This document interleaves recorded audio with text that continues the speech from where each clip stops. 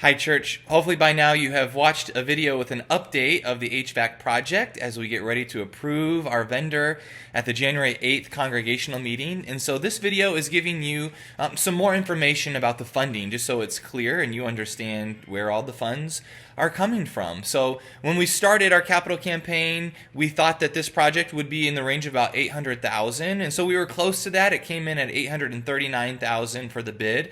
And so we want to show you where all this funding is coming from, and just know it was $839,000 because over the last 2 years, prices have continued to go up, and our vendors have told us that they're going to continue to go up. That's just the reality of the HVAC world. And so we're ready to move and lock in this price. And so thankfully we have all of the cash that we need in hand for that $839,000 price tag. And then I'm going to talk about a 10% contingency fee as well, just to be prepared in case anything happens. So we had a little bit over $1.1 million pledged for the 6 projects of the capital campaign. So far, and we have a little chart that's included in this email so that you can see the numbers. So far we have received $99,655 in stock donations to the capital campaign. We have received $571,480 of donations not through stock. And so this is cash in hand, what we have in the bank. $1,250 was designated specifically for the HVAC project. Couldn't be used for anything else. $7,126 was from an old project, and that money was brought forward to be used for the capital campaign. And then $162,622 is available from the employee retention credit.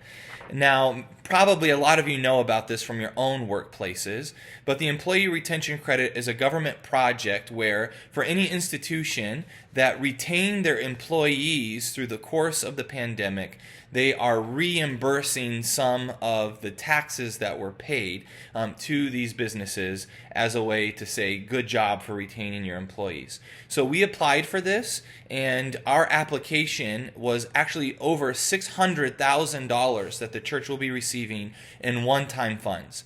Now, we can't say with 100% certainty that we will receive all those funds because we haven't gotten the checks yet.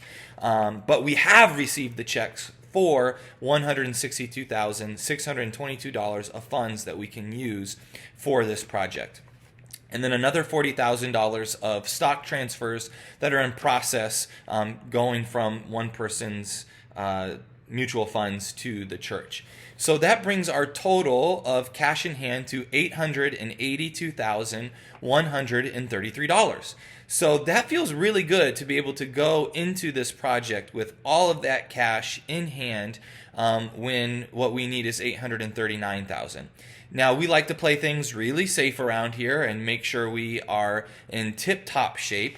And so we want to also, as part of this approval, say we're approving up to 10% of contingency funds. What if there is asbestos found and we have to mitigate? Or what if there is some complication and there's a change order? Although the vendor we chose is famous for not having change orders, that it's a turnkey proposal. But we just want to be ready, we want to be safe. So a 10% contingency fee would bring us to $923,000 that we want to have ready. So there's a small little gap between $882,000 and $923,000. But there's a lot of good news around this. The first good news is because this is going to take a year to construct, we have a year until these funds are even going to potentially be due if there's any sort of contingency funds needed. The second is we actually have a lot more funds coming in for the capital campaign. So in terms of one-time gifts that people were giving that are outstanding, that represents another $55,000.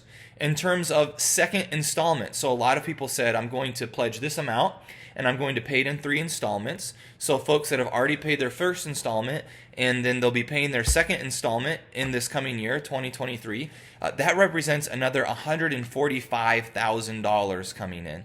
And then the third installment represents another $152,000. So we have a lot more funds coming in. We're not worried about this at all. We put in the motion that, if for any reason we have some sort of cash flow gap, then we would use funds from our reserves and then pay that money back from the capital campaign funds as it comes in. But we don't anticipate that. We just have that as kind of emergency stopgap number 3. So we have the funds ready to move forward. We're anticipating our contingency funds coming in shortly. And so we feel like we are in a really, really good place and ready to go. Now, an important question came up as this was going through Building and Grounds and Church Council and Stewardship and Finance. All 3 of those governing bodies approved this unanimously. But one question was, well, it seems like we're using a lot of the pledged dollars to this capital campaign. How will we be able to tackle our other projects? So we want to assure you that first, because we're using this employee retention credit, the $162,000, that represents money outside of the capital campaign going to the HVAC project. So that means as second and third installments come in, we're going to have all of the funds we need for moving to project number 2. So the bathroom project I know is very important for people, making sure all of our bathrooms are accessible. And so that project, absolutely, we're going to have the funds for it. Then the third project that a lot of people are very passionate about is the Henderson Memorial Garden. And so we have a lot of strategies in place where honestly we have strategies for how we can help the Henderson Memorial Garden pay for itself a lot of the way, because as we expand and people buy those plots, then that money can go into the renovation costs, and so we feel really good about that. And so we will absolutely be moving through projects 1 and 2 and 3, and then it'll allow us to reevaluate where we are for projects 4, 5, and 6. And we know there's some really important renovations in the guild hall that need to happen, and so that's all very, very much part of the conversation still as we move forward and reevaluate. The goal was $2.1 million. We only raised $1.1 million, so being able to stop and pause and reevaluate has always been part of the process, but we're confident that we're going to be able to move past project 1. This is not the only one we're going to tackle. So want to make sure you have all that info. Again, feel free to ask questions, come to the informational meeting, and we'll be ready to go. Thanks, church.